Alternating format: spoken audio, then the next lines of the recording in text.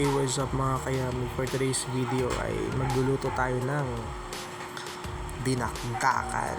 So, ayun na, bumili nga ako sa market ng Liempo. Siguro, ay ano yan, mga halagang 420. So ayan, marinate muna natin siya. Ayan, hanggang siguro mga 8 hours. Lagay mo na sa ref. Ayan, halo-haloin. So ayan na, after 8 hours na siya, ayan, may atay. Lalagyan natin ng atay para mas, paano matatawag yung dinakdakan kung walang atay, di ba?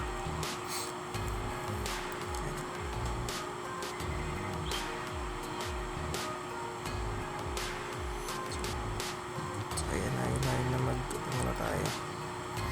Yung atay kasi papakaluan muna natin. Kasi konting kulo lang, konting kibot-kibot lang nung ano.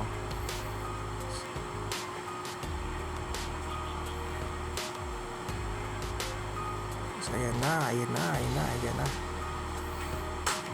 yung assistant natin. Joke lang, ayan, nagluluto na po siya. Ayan yung gagawin nating dinakdakan. Ako, pag natikman nyo yan guys, sobrang sarap. Sinasabi ko sa inyo, maniwala kayo sa hindi, mauubusan kayo ng kanin sa kaldero.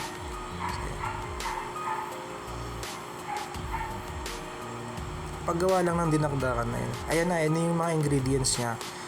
Ayan, slice mo na siya ng maliliit. Ayan.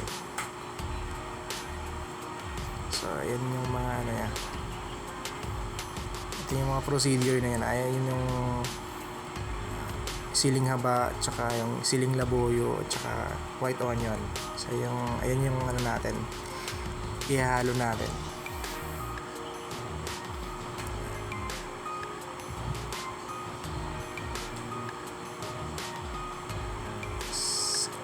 Konting paminta.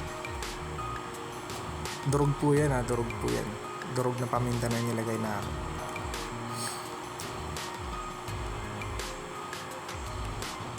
Siyempre, Knorr seasoning, magpapasarap.